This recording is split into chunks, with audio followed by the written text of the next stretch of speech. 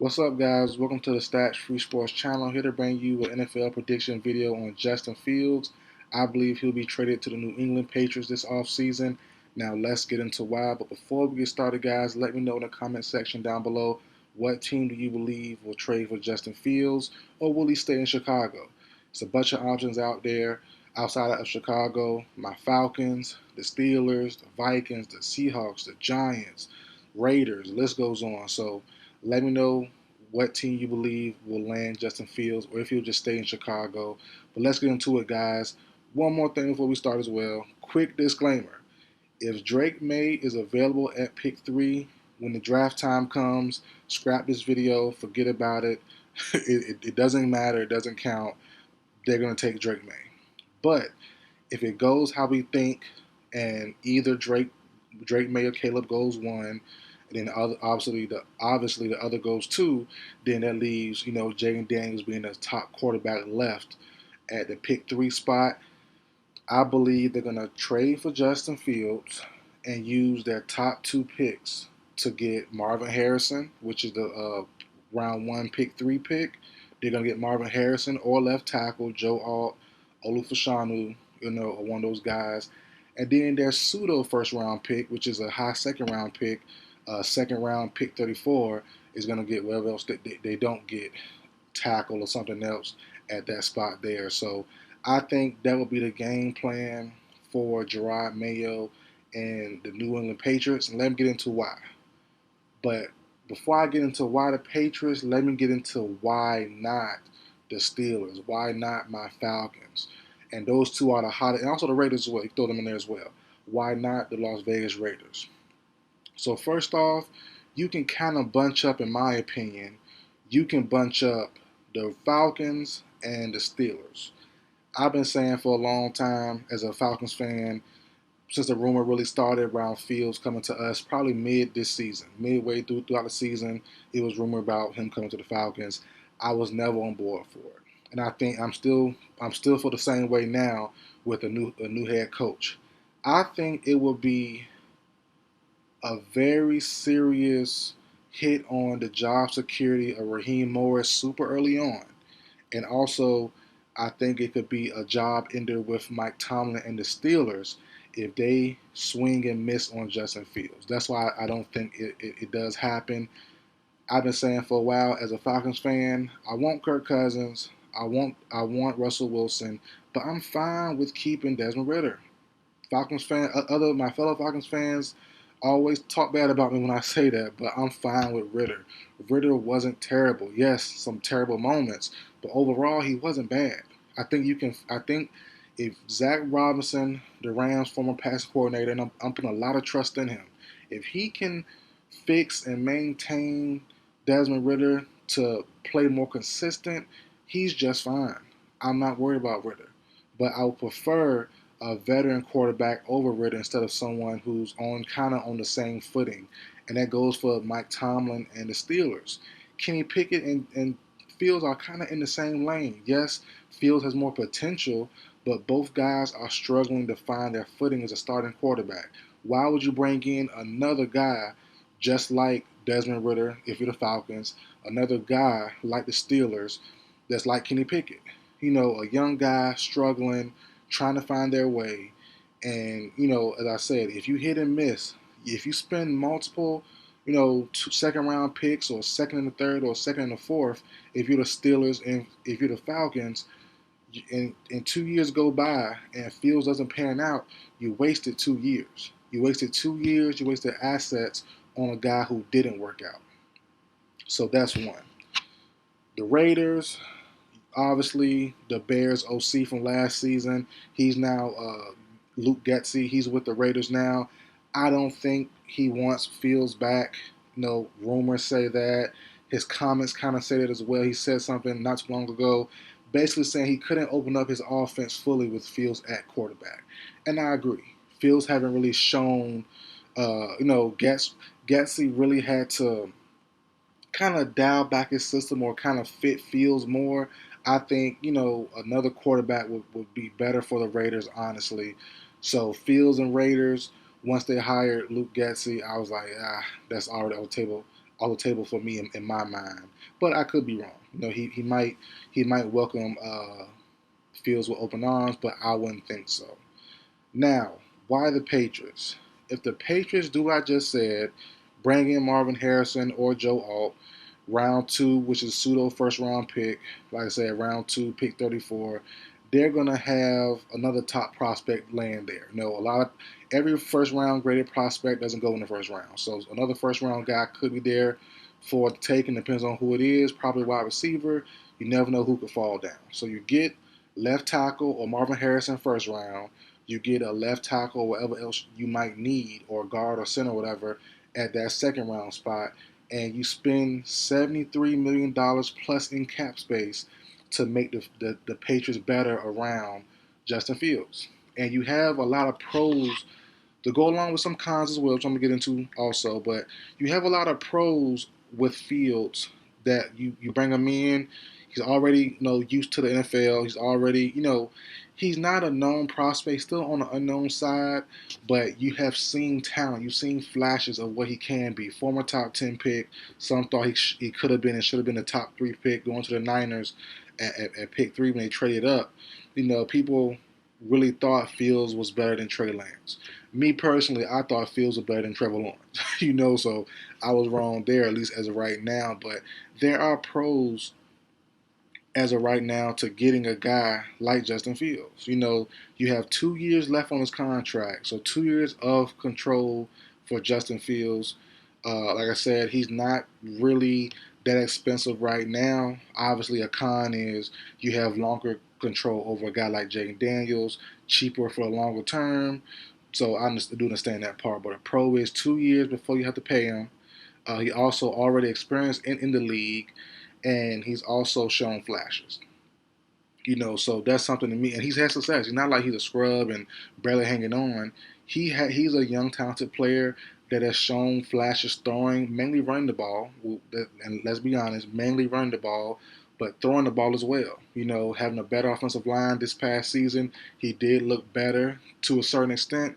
Having a better weapon like DJ Moore, the best he's had in his whole career, he's looked good to a certain. He's looked better than he did prior to a certain extent.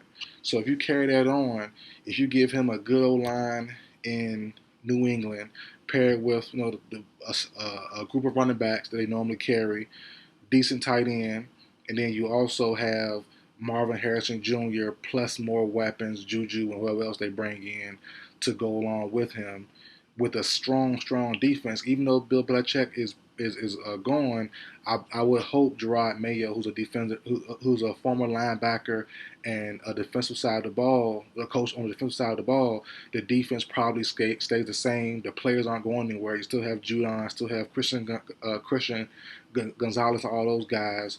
We'll see about Kyle Duggar, but that defense should still be top notch. It should be around the same level. Maybe a little drop off, but I wouldn't expect that much of a drop off from a Gerard Mayo-led Patriots defense. So strong defense paired with a lot of money in cap space to help Justin Fields out. You got 2 years, a 2-year trial run for a new head coach. I'm not, and let me clarify this too. A new head coach that has no options. Mac Jones is not an option. Bailey Zappi is not an option. Unlike Raheem Moore, who's a new head coach, at least he hasn't had one in about 10 some years, about 10 plus years as a head coach. He has an option in Desmond Ridder. He has other options as well in Kirk Cousins and Russell Wilson. Mike Tomlin, a guy they drafted a couple years ago in the first round, Kenny Pickett, that's their option. So bringing in Fields to go along with Pickett makes no sense. Bringing in Fields to go over Ridder makes sense, but Ridder wasn't terrible.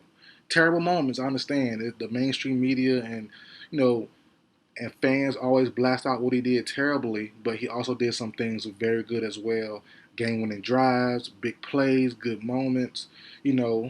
So I really, truly believe that Fields will be chosen for the Patriots over Jaden Daniels. Daniels is a good prospect, won the Heisman. I understand that, but Daniels' size really makes me nervous. It really, truly does. Skinny frame, small frame, hasn't really grown since ASU. Got a little tiny bit bigger a little tiny bit more muscle on his frame, but I think he's kind of set in stone. What, 23, 24 years old? I think 23 years old Daniels is. Been in the college weight room program for a while. I think size-wise, he is what he is. And we've seen him get blasted on some of those running plays, trying to run the ball. And he's comparable to Fields in a big way. Both of them dual threat guys.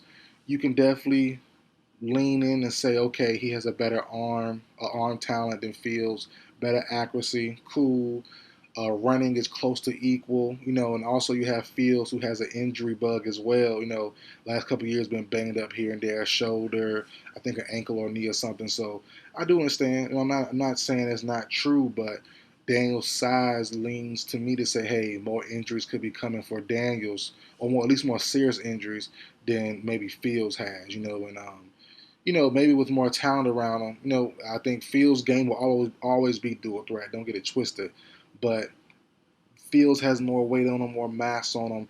And he also has the experience as well, and shown flashes of that passing talent. So I really think with all that saying, both are unknown still, but it's not like you have nothing to work with. It's not bare a clump of clay with Fields. I think Jay Daniels also similar prospect, but he's more the unknown. And Fields, he's not a clump of clay. He's not a super unknown like from college. You've seen flashes. You've seen his weaknesses. You've seen his strengths, and I think his weaknesses can be fixed. With better coaching, with more consistent coaching, and also just with a better overall team. Because his first 2 years, the main two development years for Fields, the first 2 years, last year was more of a prove it year. The first 2 years were development years, and those 2 years for Chicago were garbage. The team around him was garbage.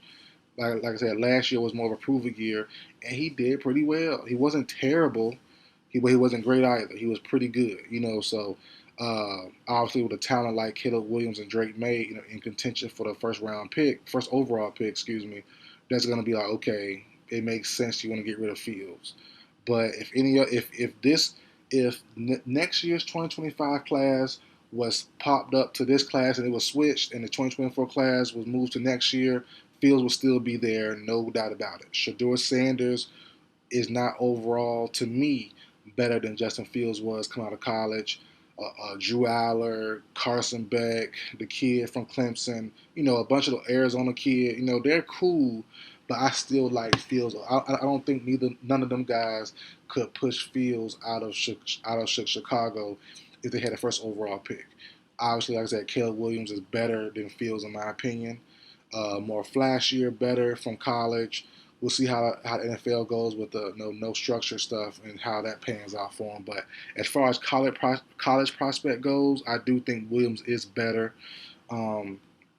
Drake May, I think he's better as well, slightly, because I did have Fields pretty high on my personal list. But overall, man, I'm really, really digging and feeling the move of Fields to the Patriots. It just makes more sense. And like I said, the other moves to the Falcons, to the Steelers, to the Raiders make no sense to me. I think those will be lateral moves and potential, not career enders, but job enders for Mike Tomlin and for Raheem Morris, especially for him who just now getting a job after all these years. His last job, head coaching job outside of the Falcons vacancy, Falcons intern job a couple of years ago with Dan Quinn. Raheem Morris has had a job since the Tampa Bay Buccaneers days, years ago, 10 plus years ago, around 10 years ago. So, that's something he needs to really manage and hang on to. And I think going for Fields and potentially swinging and missing in the first 2 years could be maybe a head coach career ender for Raheem Morris and Mike Tomlin, who's already, I believe, on the outs, kind of sort of with Pittsburgh and the fan base. Swing and miss with Kenny Pickett and Fields on the same roster, that could be a job ender there. So, all in all, like I said, the Vikings with Luke Getsy, I don't see it. The comments he's made, the rumors surrounding him and Fields, nah. So that leaves teams like the Vikings, Seahawks, that's iffy. Geno has a couple years left on his deal, so Fields will sit for another year or two and then get a chance once his contract is finally up. That makes no sense. Brian Daboll and the Giants kind of makes sense. I'm not mad at it, but I like them getting Jaden Daniels. If it does go how I say it's going to go, and Fields go to the Patriots, um, Marvin Harrison Jr. goes to the Patriots at pick 3. I think Daniel goes to the Vikings or to the Giants, or maybe even to the Raiders. They trade up and get him, so I think that's more likely. But the Giants are definitely an option, in my opinion, for Jaden Daniels if he doesn't go pick 3 to the Patriots. So we'll see where everything goes. Like I said, my prediction is probably going to be set in stone until something major changes. Is Justin Fields to the Patriots as of right now, and like I said, I have it written in blood. It's in video format. I'm sticking to it. Justin Fields to the Patriots is my official prediction. That's it for the video, guys. Like, share, comment, subscribe. I will see you guys next time.